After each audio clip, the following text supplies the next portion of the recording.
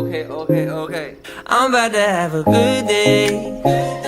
No matter what they say. Here we Ruffin with RW Live 365. I am so excited. It is the first episode of Ruff Talk. I've got a great guest on the show today. She's excited about coming in. I'm excited. I just want to say before we get started, dreams come true. This is something that I've been talking about since 2020. It hadn't worked, it had gone through.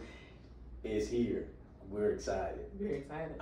Got my guest on the show. Introduce to us who you are. What is your name? Tell us a little bit about you. I am Ieisha Gilliam. I am from Pensacola, Florida.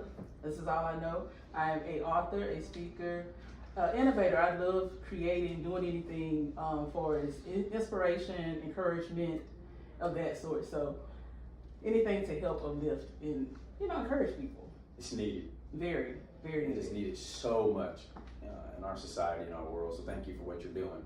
But before we get in, we're going to do some icebreakers. We're going to break it down, let people get to know you. I asked you kind of offset a little bit about this question, so we're going to let you explain it. What is your favorite color? Don't have a favorite color. I'm definitely the person that it goes with how I'm feeling, what mood I'm in, what I'm going through. So I never have had a favorite color. Right now I'm probably stuck on the color white. So right now most of the stuff I'm going to have white on. It's going to be white. Mm-hmm. She going to go white out. Okay. Describe yourself in 3 words. 3. Now. Remember our technician, she had 3 of them. Can't use them. We ain't gonna use them, but hey, we could do it without her. She the bomb. I would definitely say bold, courageous, and inspirational. That would definitely describe me. Bold enough to do what's uncommon. Courageous, even when I'm scared and unsure what I'm to do, I'm gonna do it anyway. And inspirational. I always want to try to find the good in every bad situation. So I don't care how bad a situation is, I try to find the good in it because it's good in every part of every bad situation. That is so true. There's a lot of people who love to have our bad day. Right. That's true. That's so true. When you were a child, and you ask children all the time, I go and talk to them and people speak, what do you want to do when you grow up? I want to be a police officer, whatever they want to be, right? What was your dream job growing up? Funny thing is, I wanted to be a lawyer. And I don't know why. At that time, I wanted to be a lawyer and I wanted to have 4 kids. Those are the main things I said a lot of. Didn't end up being a lawyer and didn't have 4 kids, of course. But I wanted to be a lawyer. I think I was just intrigued with, watching stories or TV shows at the time and seeing how powerful they looked, how they, knowledge they knew, the way they spoke. And I just wanted to be a leader and help somebody. So I think that was the backstory of the lawyer thing for me. So we were young at one point. Right. And we still young in our minds. Absolutely. When you got up on a Saturday morning to get ready to watch Recess or whatever you was going to watch, what cereal was you digging into? What was your favorite cereal growing up? Fruit Loops. Fruit Loops. Very much so. Fruit Loops or Frosted Flakes. All right, here's $1 million question. Okay, you got $1 million though? No, you got $1 million. Big spoon or smaller spoon? You gotta have a big spoon. Okay. Got to. Gotta get all the cereal, the milk, everything. Okay. Yes. All right. Now, do you go back and get more cereal and more milk, or do you leave the milk and put the cereal on top and then get the milk in the bowl? I would definitely. Oh, that's kind of hard to pin because I would definitely put the cereal in first, then the milk. But then if I wanted some more, I'm gonna go in and put some more cereal. Then may add a little milk because I don't want too much to make my cereal soft. I ain't like soggy cereal. You ain't like soggy cereal? No, not too much milk. All right, let's get you another question. What is your proudest achievement so far? Your proudest achievement, or the thing that you can say, I really have enjoyed doing X, Y, Z, or I've done this. Other than being a mother, writing my book. I knew since about 13 I was going to write a book and kind of shied away from it because I didn't want to tell my story.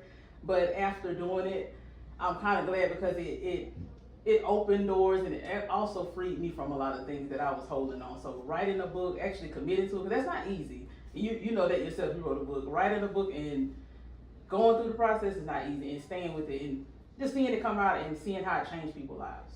we'll talk a little bit about your book later, but where can Okay. people get your book? Where can they find it?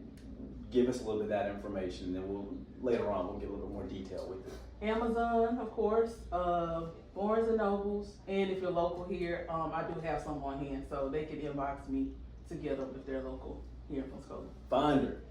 When she out and about, just track her down. Well, Give let me know when I me meet one of them books you got Right. there. Okay, good, very good. All right, so we gonna get to know you a little bit more. We gonna dive in. So tell us where you're from. Tell us who your mom and them church. Who your people? What you doing? Where are you from? The high school you go to? Okay. Middle school. Tell us a little bit of your background. Ooh. I'm from here. I was born in Chicago, Illinois. Chi-town. All I know is Pensacola, Florida. My mom came back here after her and my dad separated, so came back here. This is all I know. Middle school, Lincoln Park Elementary is where I went elementary. Middle school was Wedgwood, and high school, of course, Woodham. 03, class of 03. Oh, The Woodham Titans, Okay. absolutely. And just mainly my mom's from here, so it's just my family was kind of small. My grandfather was a pastor at the, growing up, so my upbringing is just kind of church based, and just I was very quiet and timid as a child, so I didn't really get into sports. I was always into more of arts, music, and reading and writing, so that was my thing. So, being an author is probably something you've been working on your entire life, didn't even know it, because you're in the arts, you're reading, you're writing, you're doing those things, so it probably wasn't far off your path to be able to go and be an author, correct? Correct. Good. It definitely was, because I always enjoyed writing. And English was like my favorite subject. I know most people hate English in school. That was my thing. I love writing words and how to connect words, how words feel, or if this word means this, or if I put it this way, how it changes things. So I don't know, I was always intrigued with English.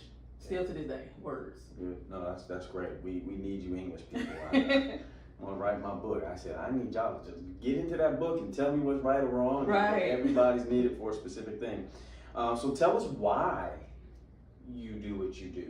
We'll talk about purpose. Every time I speak, I say combine your passion with your purpose, and it's powerful, right? But tell us why you do what you do, and then tell us what you do in a little bit more detail. Tell us kind of what a day is like in your shoes. Can most people do what you do? Probably not, because it's what you do. So tell us why you do what you do, and tell us what you do. Why I do what I do is mainly, for so many years I battled not knowing who I was and running away from what I was supposed to do, my calling and my purpose. And I didn't see the benefit in it. I didn't see, being an author, being a speaker. For the longest, I was very timid. I didn't really have a voice. So when I got to a certain age and I started to realize that my voice and my story had a purpose, so I needed to get it out there. And I dealt with depression for so many years that when it got to a point, and I started to, write my story and started to talk to other people, and I realized, they kept telling me, your story's needed. You don't think it's important, but it's needed. And at the same time, it freed me to learn how, because growing up, I was very shy, timid, didn't have a voice, wouldn't speak. I would just do gestures and stuff to people. So definitely what I do is, like I said, the innovator side, I help other people write books. I do a little creation for it, helping other people, like ebooks and stuff like that. So I love to encourage and help people, for us the most part. And I am a certified life coach as well. So just kind of helping people get direction to what they need to do. Because for so long, I didn't know what to do in my life. And finally, when I started to just work on one thing and figure out what my purpose is and kind of go from there, life just catapulted out for me. You said something big, and I want us to talk about it if you can. that? All right, yeah, you took a deep breath. Uh-oh. Right, you're like, here we go. Yeah, we diving in. Depression. Ooh, It's huge. very. A lot of people deal with it differently. Mm-hmm. A lot of people sweep things under the rug. A lot of people won't say what they really struggle with. And some people, as a life coach and as I speak, people don't know True. that it is depression. What have you found that has helped you get out of that depression? What have you found that's helped you help others? Is it easier for you because you've been through it to relate? You know how some people can say, well, why don't you this, but you look at them like, you ain't never been through that. So how are you going to talk to me about something that you ain't never? So do you see that helps you a little bit? that you've been through some things, that you can help people on that road of depression. Talk to us a little bit about that, because I think that's I think people need to hear that. Definitely for me, my depression was different. I was a highly functional one. So for me, I would pick up multiple tasks, whether it be work here, pick up this job. So I wasn't the kind that just laid in the bed for days, dark room. So I just wanted to do so much I didn't deal with things, which that's not healthy either. So for me, I had to learn how to vocalize what I was feeling, because my thing was I like to avoid. I don't want to talk about what I'm going through, how I used to, let me rephrase that, how I used to interact. I didn't want to talk about what I went through. I didn't want to put a voice to it, didn't want to put a face. Resolution, didn't want to have to deal with it face to face. So for me, I wanted to help other people, not dealing with my mess. Like you said, put it under the rug. It ain't done. As you say, the pile is getting, bigger and bigger because I'm not dealing with it. I'm just sweeping more stuff under. So for me, definitely, it helps me see it in other people that may identify like myself that are highly functioning depression. So it helped me easy. So I try to learn now for myself, even when I catch myself because old habits die hard. I'm like, okay, you need to rest. You don't need to do all that. You're trying to avoid something. So I kind of learn, and I have to, be intentional, like rest. Don't do too much. What you running from? Just kind of, like you say, some people don't know. And sometimes I've learned myself just by talking to somebody else, and that's the other thing. Finding a person that I say trust. Because you can't go telling everything to everybody that I can kind of vocalize, and then I'll get the epiphany of okay, that's what the issue is. Because sometimes people don't need no advice, they just need to be heard. And that was my issue. You said something, and we'll take a break here after this next question, but you said something that was phenomenal. Not enough people talk, and not enough people listen. Right. I think a lot of people want to give their advice, which is great. I think at times it's needed. You have to get advice. I still go to my dad for advice. I think advice is good. But I think being able to just stop. I was talking to an attorney the other day, and he said not enough people listen, and not enough people ask the right questions. So did you have a problem with having people listen to you when you battle depression? Because I think you said something great. I think of depression as I'm in a dark room, I'm quiet, covers over my head, I just don't want to do anything. But you said you were functioning. Did you have someone that you could talk to at the time? How did you get over that hump to be able to talk to somebody, to know that you had the depression or that you needed to get over it, to get some extra help? Oh, the person I would say, other than God, is my mom. But at the time when it was really dark, I was an avoiding person. I didn't want to talk about it. And I didn't know how to vocalize what I was going through. It kind of stems from, which I know we get through later, my past. I didn't know how to put the pain to words, So for me, I avoided. So even at times I would try to talk to my mom about some things, then I would shy away, like, no, I don't want to deal with it. And now I avoided, because I didn't want to deal with it. And I thought at the same time, if I started talking about some of this stuff, like, I'm going to just crumble. Like, how I'm going to overcome and come back. Oh, that's great. That's very good. We're going to take a quick break. I'm enjoying it. I'm writing down notes, and I got questions I want to ask. I got things we going to get all up in your business. No, I'm just kidding. Because it helps so many people, and I've learned that so many young people, so many adults don't have someone they can relate to. And when they see someone who's been through it and is successful, highly successful at it, I think that helps out tremendously. So we're gonna take some things down. We're gonna give you a break, let you reconnect. We're gonna let a little music play, and then we'll come back. Hold tight. We're gonna be back. I cannot wait to get back in here with Ms. Gilliam and get a little bit more talking about it. We'll come back.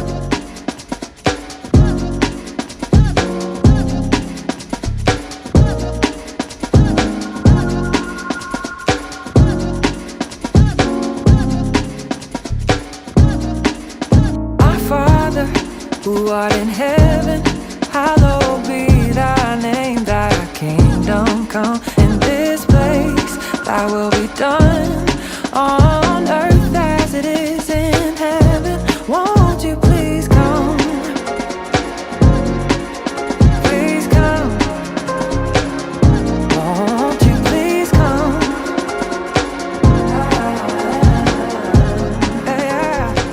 And we say, We've been having a good chat, haven't we? We're going to divulge a little bit into the book. I've got some chapters pulled up here, so we're going to get into it. I want to go first into The Muted Child, chapter 2. as a former educator, teacher, coach, sometimes you would see kids that just didn't want to speak out in class, didn't want to participate, and sometimes you could take it as defiance. You just didn't know, or they're not paying attention, they're not listening, they don't have confidence. Like, I gotta be able to reach this child. So I want to hear from you as someone who's overcome it. What in chapter 2 were you meaning when you said muted child? Muted child. Definitely, it started 4. So just to briefly just talk about a story from my book. At 4, my mom was in a traumatic car accident. So for 1 full year, I didn't talk. And that put me, it was 1 full year. I would only do like gestures and blinkers. I wouldn't talk.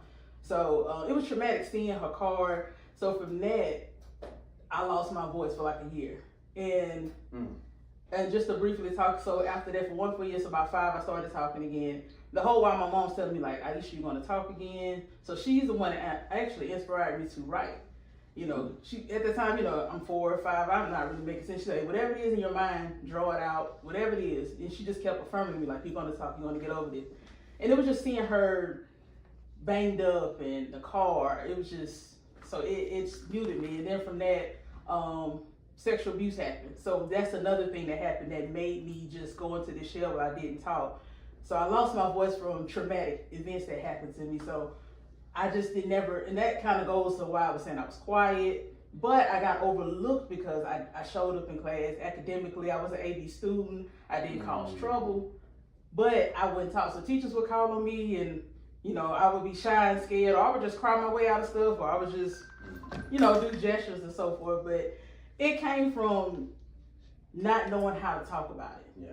And at the time, you know, growing up, you know, it wasn't like now we have therapists and like you had a guidance counselor in school, but different things, traumatic events weren't really talked about back then. So back then, everything was just kind of like you keep it to yourself, don't talk about it. So muted child, it got overlooked a lot, and most people didn't know to look to get me help because I showed up academically. I didn't cause no trouble with my mom. It's just so interesting to hear you say you were a functional depressing person. Like that's, I don't know that I've ever heard anyone say it. I mean, I've heard it before, but to hear someone kind of go into it, and you were really good at it because you were good academically. I mean, you weren't struggling, so you probably didn't fit the criteria of someone going through. What would you say to someone, and you can relate, that's had a traumatic experience that's causing them to lose their voice, and you've had a chance for a whole year, didn't talk. No.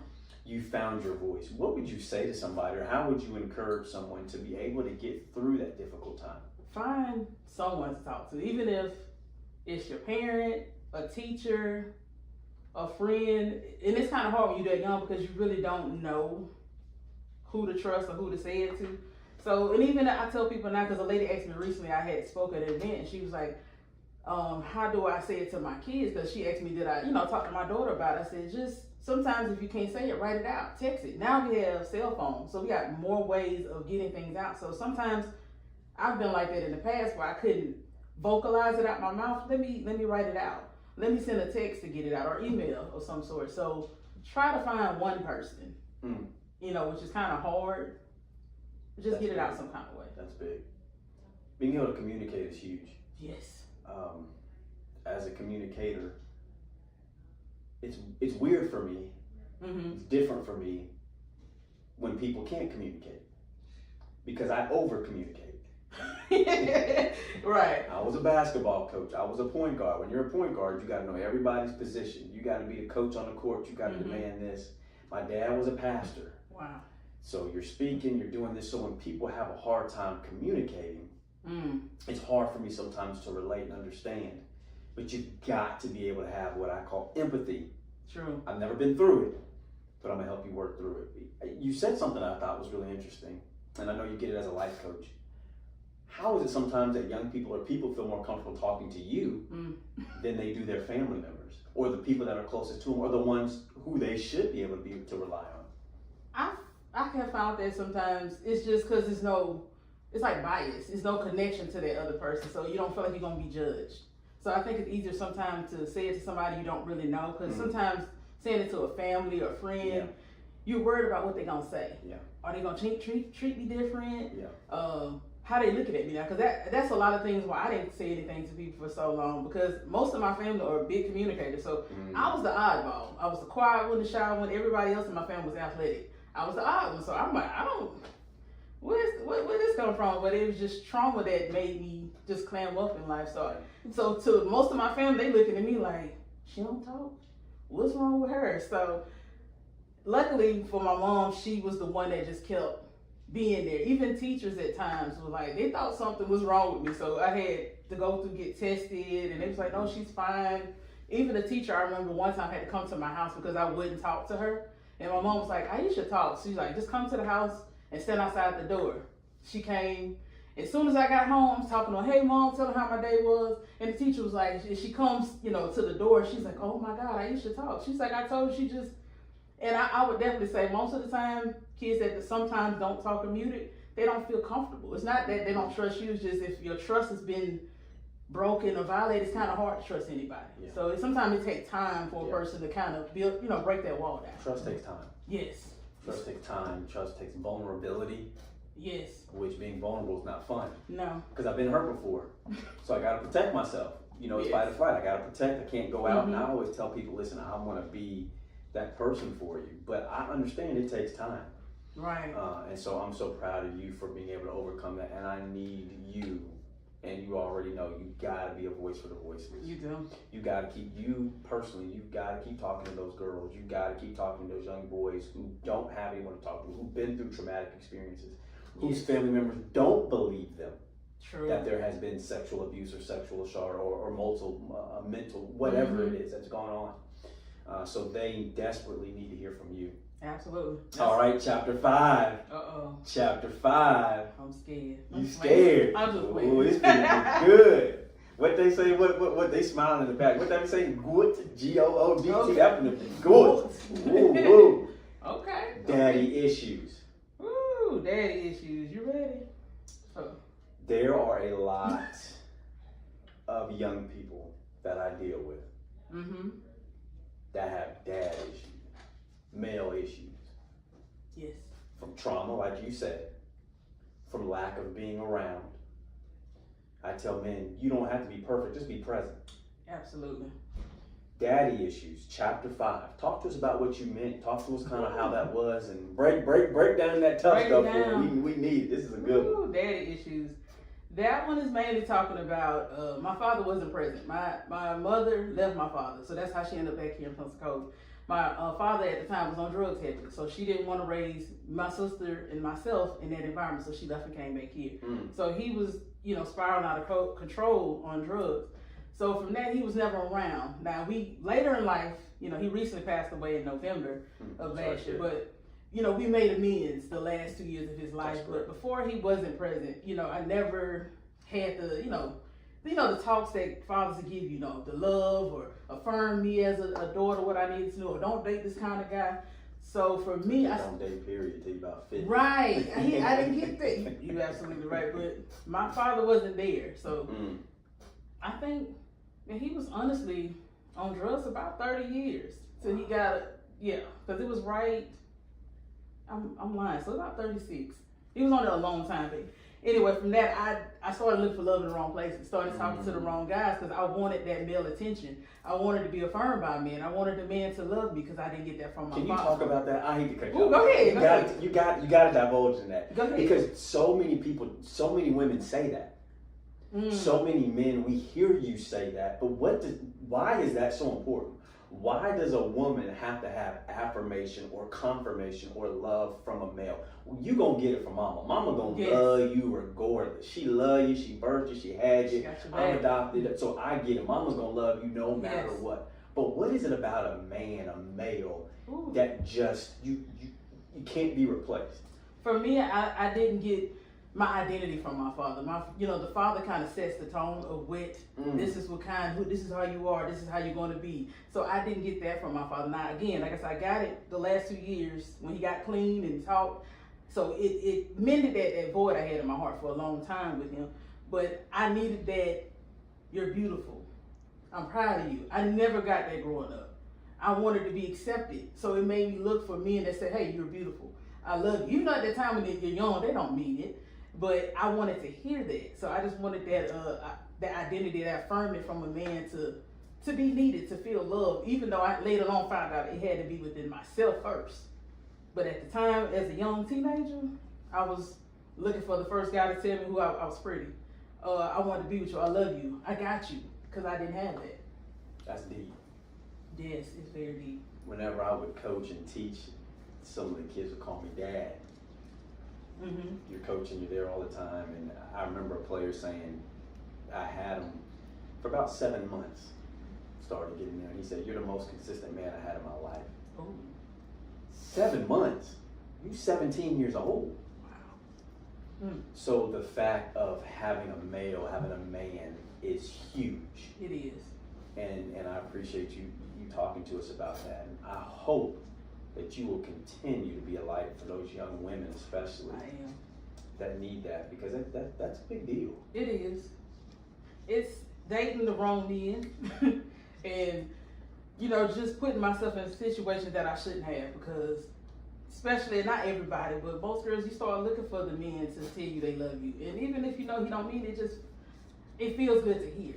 And I didn't have it. So daddy issues was just me indulging on talking about, you know, a little bit about his story, then the choices I made, because I didn't have him there. I didn't have him present, and I wanted to be. And even times of resentment, I was mad at him when he would call, I would, you know, kind of lash out a little bit.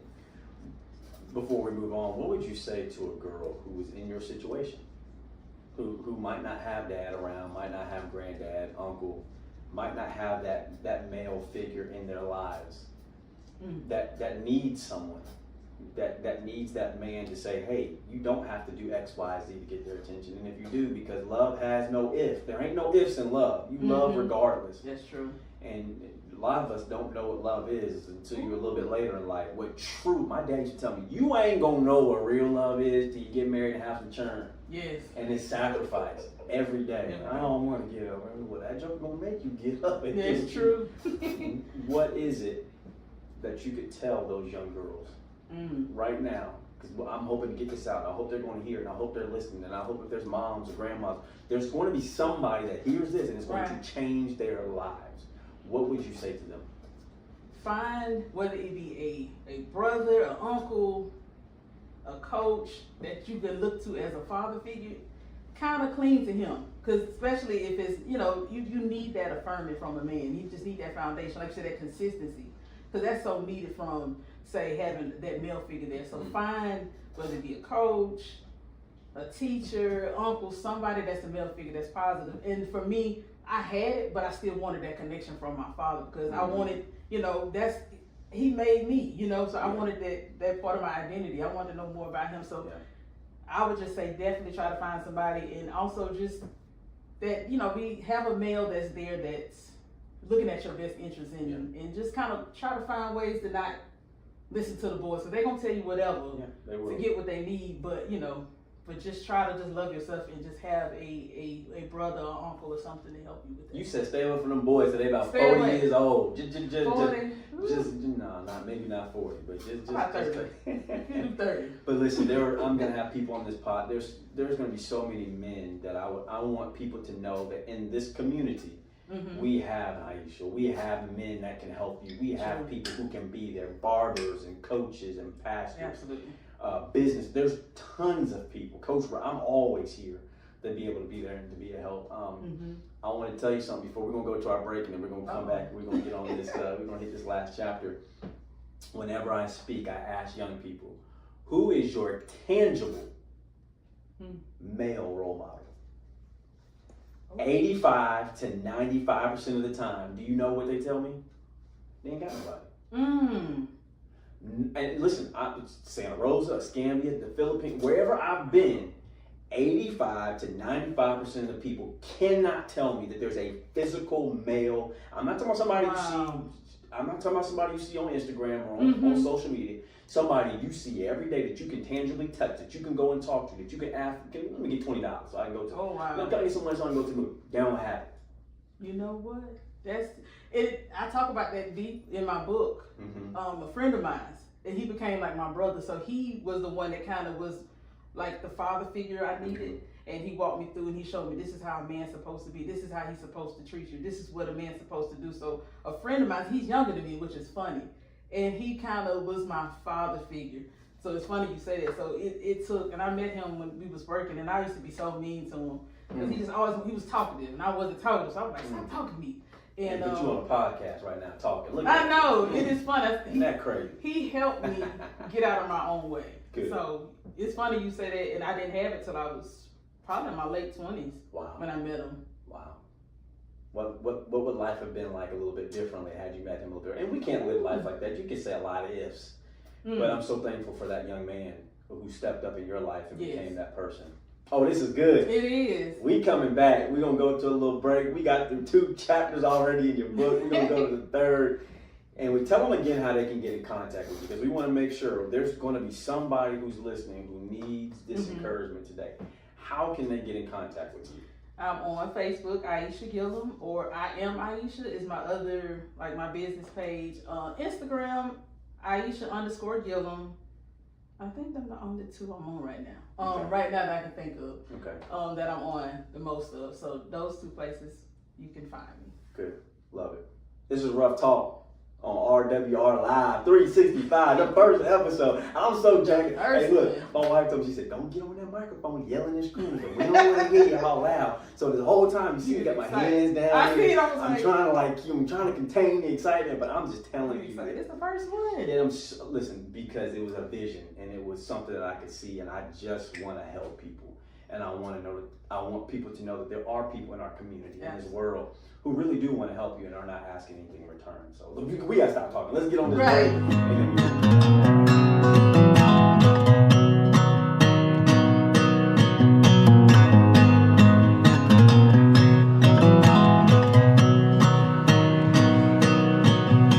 I've been sick and tired, being sick and tired, searching far and wide for something that feels right.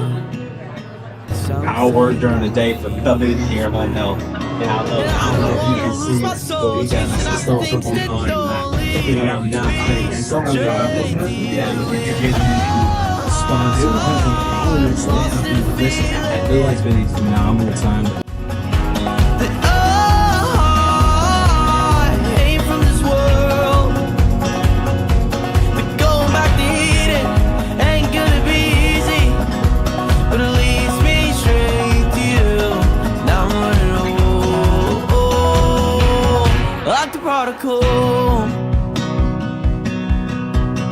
I don't need the money, I don't want the fame, I don't want what I can't take with me. We in action. All right, chapter 9.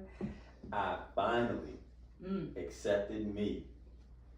I finally did. accepted me. So what's chapter 9 about? Talk to us a little bit about what you accepted you. How did that process look? From that, I finally accepted me was me just kind of coming to terms with, okay, because I finally, got help, went and had a therapist. And even I think at certain parts of time I was on medication for the depression. And I just got tired of just running from, the pain and not dealing with what, the underlying issues of all the stuff I had went through.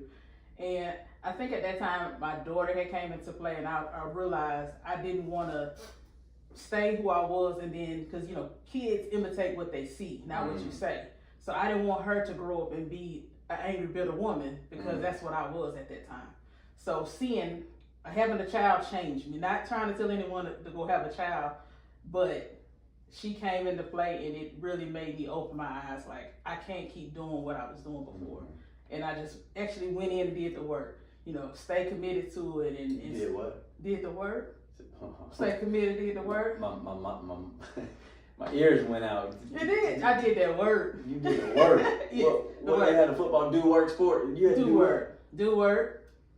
Which most people don't want to do, and it's hard. And then that's the thing about it. When you start doing the work, it looks easy at the end, but people don't talk about the times you're crying or you want to quit. You gonna quit, feel like it sometimes, but I seen the bigger goal. I wanted to be healed, happy, and actually love the life I was living. Isn't that crazy? People judge a book by its cover. All day, every day. When you walk in, what you look like, what you take, smell, whatever. Right.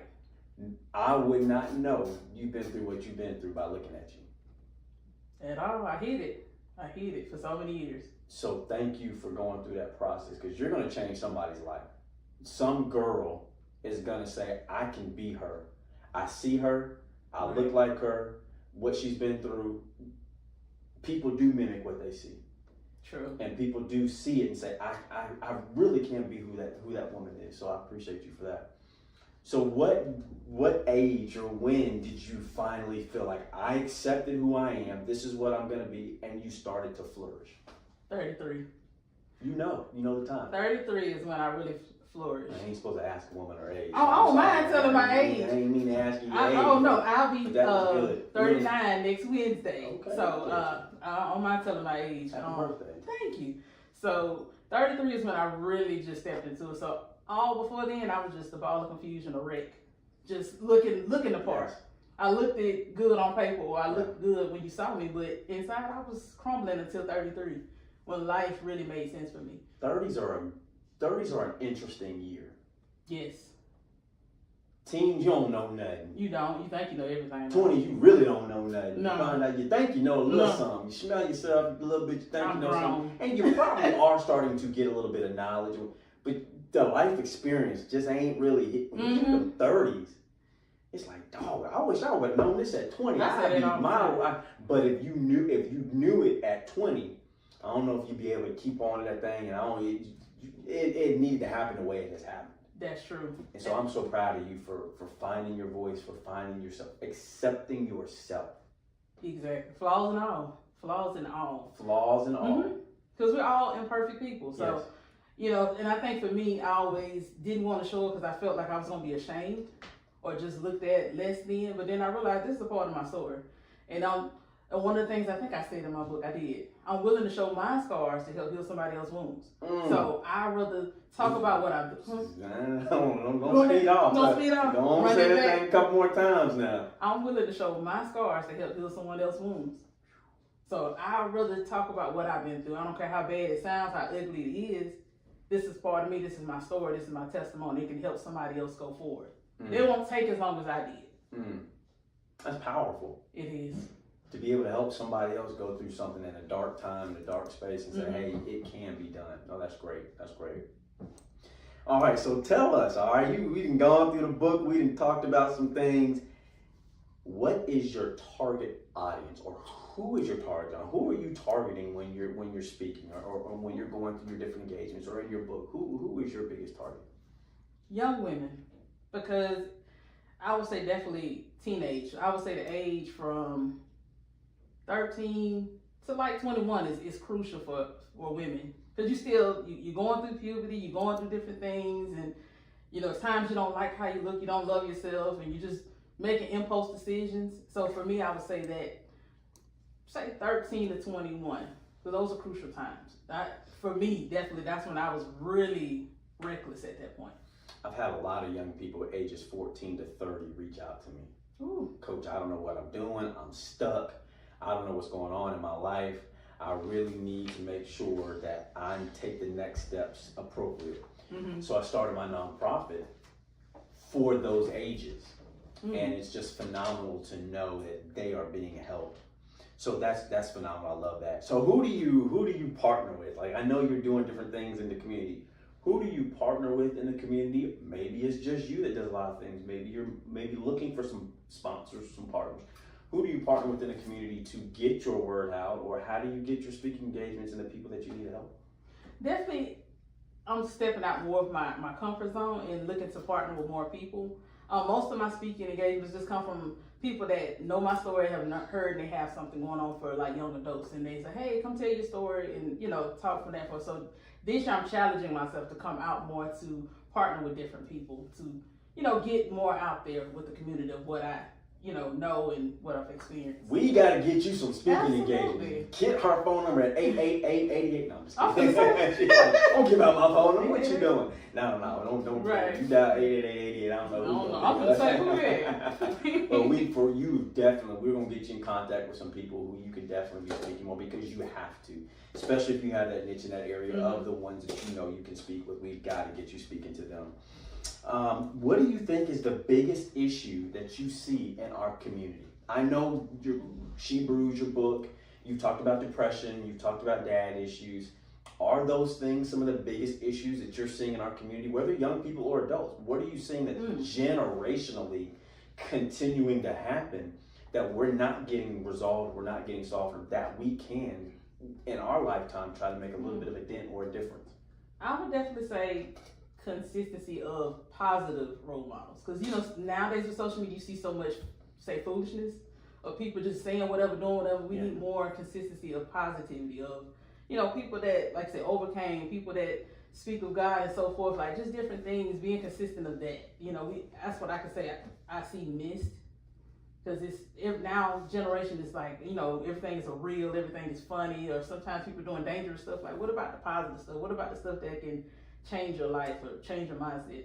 And being consistent with it. That's the main thing with anything, consistency. We watch reels, but we don't talk about what's actually real. That part. And I think it's so much of that falsity in the social media. And let's just have fun. Let's sweep it under the rug and just laugh. Absolutely. Instead of talking about real stuff that really happens every day that we really got to take. I appreciate what you just said. That was big. Ages 14 to 30. Those are the big age group that I get to. What would you give them some advice for? I know some people say that's a big age gap, but it's crazy because those who are younger look up to those who are older. True. And those who are older want to give back to those younger ones and say, hey man, I'm 30 years old and I still ain't figured this thing out. If you get it at 14, you could be dynamic and you could be powerful. What would you say to people in that age group or that age range that I'm able to deal with that could potentially help them?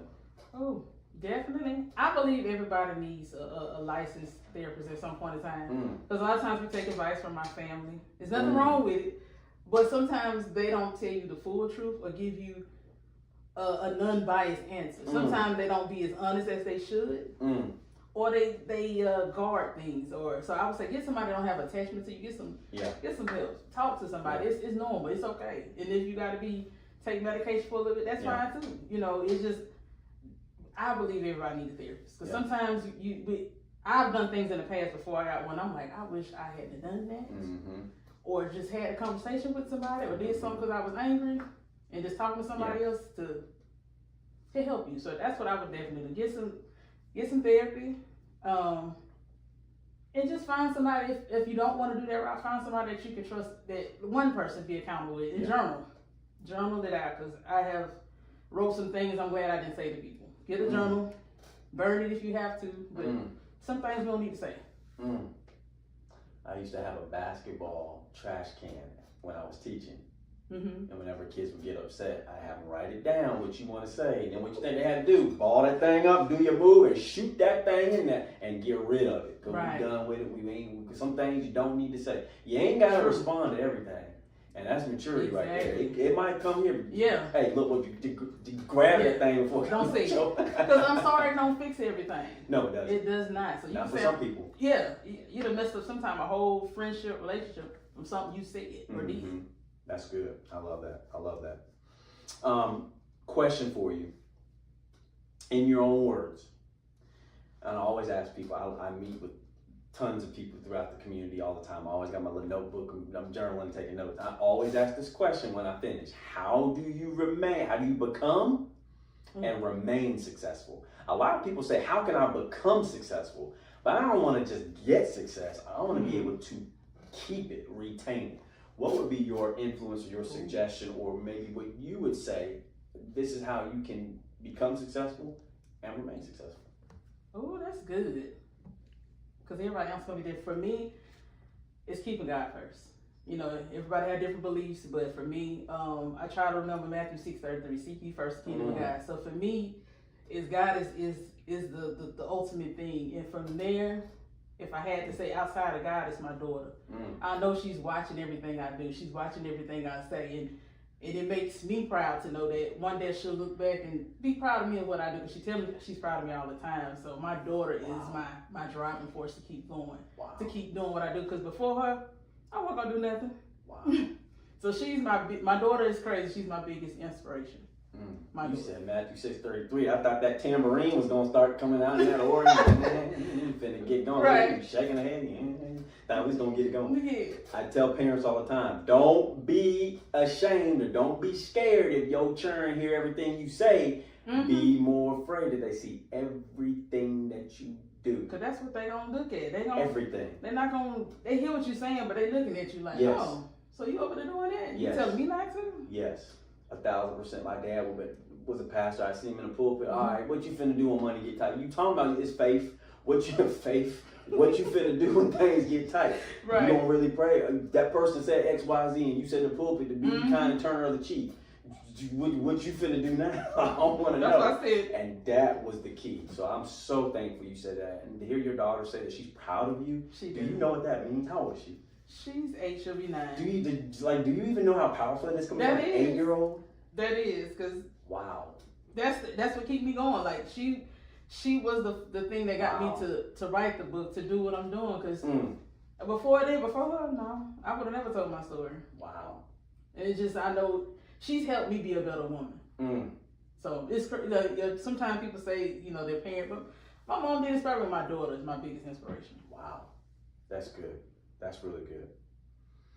When do people, last couple questions, when do people become unsuccessful and when do people fail? You talked about success and continuing success, but then we got to deal with the other side of the coin. We got to deal with failure. Failure is not always fatal and failure is not always bad, but why sometimes people stay down? Why can they not flip that coin or get up or turn the corner when they need to? So when do people become unsuccessful and fail? When they choose to do nothing and stay there. That's what I believe. I choose to do nothing, because we're going to get hard hits. Life going to happen. Life be life, as they say. But do I stay down? Because that's the thing about it. That's the only way I feel. If I refuse to get back up. Yeah. That's failure for me. Yeah, that's good. It's not just my biggest fear of being a failure is not that I fail, is that I'm in the same place this year that I was last year. That I grow. Absolutely. If I didn't grow, then that's not good. You got to grow. Oh, this is great. Listen, this is the first show, RWR, Real Women's Radio Live 365. Go download it on the Google.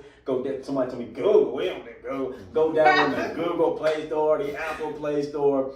On July the 6th is when we're going to have the first show from 2 to 3. Go download the app. This is Coach Ruffin. We are with Ruff Talk. We've had a great time today. Tell us your name again. Ieisha Gilliam. And tell them how they can get in contact with you. Facebook, Ieisha Gilliam. Instagram, Ieisha_Gilliam. And my other business page, I am Ieisha. I love it. You got a round of applause. We always say, remember, let Ruff Path not only help you find, but stay on the right path.